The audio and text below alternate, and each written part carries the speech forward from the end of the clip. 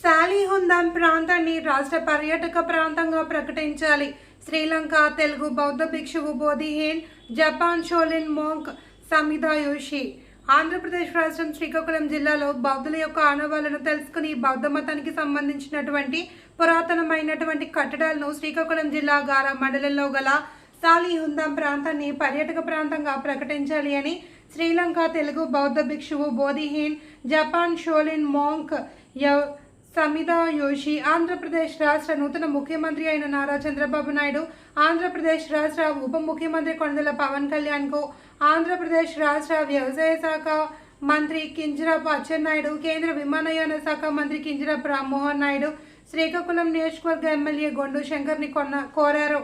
సాలిహుందాం ప్రాంతాన్ని రాష్ట్ర పర్యాటక ప్రాంతంగా ప్రకటించి దేశ విదేశీయులకు ప్రాంతం యొక్క విశేషాలను మరియు గొప్పతనాన్ని తెలియచేయవలసిందిగా సంబంధిత శాఖలకు విన్నవించారు. అదేవిధంగా ఇక్కడికి విచ్చేస్తున్న బుద్ధిస్ట్ మాంక్స్ పర్యాటకులకు అల్పాహారం, భోజన వసతి సౌకర్యం కల్పించవలసిందిగా కోరారు. ఈ కార్యక్రమంలో శ్రీకాకుళం జిల్లా media federation association, YouTube journalist association, బాలల హక్కుల పరిరక్షణ సమితి లీగల్ అడ్వైజర్ అయిన డాక్టర్ గుండబాల మోహన్ మరియు ఆంధ్రప్రదేశ్ తెలంగాణ రాష్ట్ర బౌద్ధ సంక్షేమ సంఘ అధ్యక్షులు గణపతి జగదీశ్వరరావు పాల్గొన్నారు. ప్రజల్లోనూ కూడాను ప్రతి విలేజ్లోనూ ప్రభుత్వ పాఠశాల విద్యార్థులు ఉన్నారు. వాళ్ళకి ఒక బస్సు ఏర్పాటు చేసి ఆ పాఠశాల పిల్లలను కానీ ఆ పాఠశాల తల్లిదండ్రులను కానీ ఏదో సంవత్సరంలో ఒకసారి పిల్లలతో పాటు విజిట్ చేస్తే వాళ్ళ యొక్క పూర్వ చరిత్ర కానీ పూర్వ నాగరికత కానీ బౌద్ధం యొక్క నాగరికత కానీ తెలుస్తుంది. తద్వారా వాళ్ళ ఆలోచనలు, పిల్లల యొక్క ఆలోచన శక్తి పెరుగుతుంది. ఈ శక్తి పెరగడం వలన ఆలోచనలతో పాటు వాళ్ళు హైటెక్ చదువులు కానీ విదేశీ చదువులు కానీ ఏదైనా చదువులకి మన ఆలోచనలు మాత్రమే తోడ్పడతాయి. దీని వలన బౌద్ధుల యొక్క యోగా అనేది వాళ్ళకి అర్థమవుతుంది. అర్థమైన తర్వాత శారీరక శ్రమతో కూడినటువంటి ఈ శరీరము నిర్జీవమైనది. ఈ నిర్జీవమైన శరీరం పటిష్టంగా ఆలోచన శక్తితో ఏర్పరచడానికి సహాయపడుతుంది. ఇటువంటి బౌద్ధ స్తూపాలలో బౌద్ధుల యొక్క మన జపాన్ నుండి వచ్చినటువంటి బౌద్ధ భిక్షువు కానీ, శ్రీలంక నుంచి వచ్చే బౌద్ధ భిక్షువులు కానీ ఇక్కడ ఉండే గెస్ట్ హౌస్లు ఉన్నవి.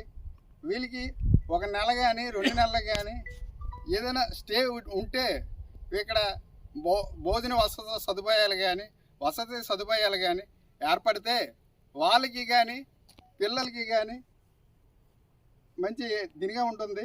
తర్వాత మనం ఇక్కడ వచ్చే బౌద్ధ భిక్షువుల్ని ఇక్కడికి రప్పించే ఏర్పాటు మేము చేయగలం. కానీ మీరు ఇక్కడ బౌద్ధ భిక్షులు వచ్చేటప్పుడు చుట్టుపక్కల ప్రాంతంలో ఉన్నటువంటి బడి పిల్లలు, ప్రభుత్వ పాఠశాలలో బడి పిల్లలు కానీ ఉపాధ్యాయులు కానీ వారి తల్లిదండ్రులు కానీ తీసుకుని వస్తే వాళ్ళకి మంచి ఆలోచన శక్తితో ఉపదేశాలు ఇవ్వడానికి కానీ ఏర్పరచడానికి బౌద్ధ భిక్షులు ప్రత్యేకంగా ఆహ్వానించడం జరుగుతుంది. కావున ఇటువంటి ఏర్పాట్లు చేయాలి. ఈ ఏర్పాట్ల వలన మనకి ఏదైతే బౌద్ధ భిక్షులు ఉన్నారో ఈ బౌద్ధ భిక్షులను రక్షించే విధంగా మన ప్రభుత్వం చర్యలు తీసుకోవాలి. సీఎం చంద్రబాబు నాయుడు కానీ పవన్ కళ్యాణ్ కానీ బీజేపీ అధ్యక్షురాలు పురంధేశ్వరి కానీ నారా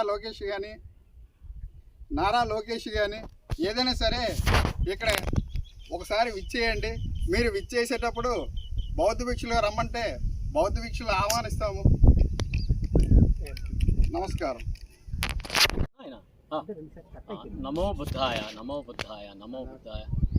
ముఖ్యంగా ఇది 2వసారి నేను ఇక్కడ రావడం జరిగింది.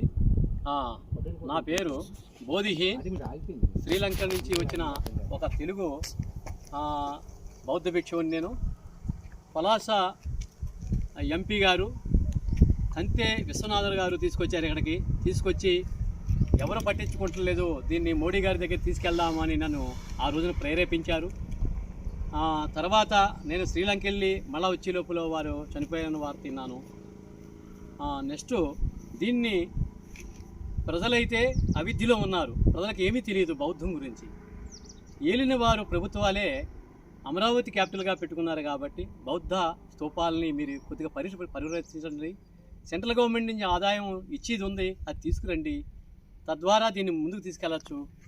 ఇక్కడున్న అచ్చెన్నాయుడు గారు, ఎమ్మెల్యేగా ఉన్న అచ్చెన్నాయుడు గారు, మంత్రి కూడా అనుకుంటా, వారు కొద్దిగా శ్రద్ధ పెడితే ఖచ్చితంగా ఆ పుణ్యం మీకు ఖచ్చితంగా కలుగుద్ది. ఎవరైతే మీ సొంత నిర్ణయాలు ఆపేసుకుని ధర్మం కోసం మాట్లాడతారో అప్పుడు మీకు పంచభూతాల యొక్క ఆశీర్వాదం ఉంటుంది. అదేవిధంగా అమరావతి కళ్యాణ భాగంగా జరుగుద్ది. ఇప్పుడు మాతో వచ్చిన జపాన్ మాంక్ గారు వివరిస్తారు. నా పేరు బోధిహీన్, వారే భాషలో చెప్తారు. Please tell me. Sari Honda. Sali Hondam. Sari Honda. Please come on. Namaskar. My name is Shimada Yoshi, Sotozen monk from Japan. So yeah, it's very precious experience to me, enjoying this nice environment. It is quite easy to imagine. In ancient time, around 2nd century BC, the Buddhist monks, especially Theravada monks, also enjoyed this comfortable climate and comfortable environment. There are great scenery. There are great. Here we can see the very beautiful scenery from here. From here you can see the great river and the ocean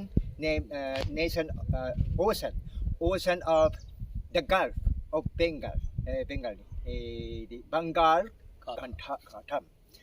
So and at the same time also we can easily can imagine how this place was important with regard to the transportation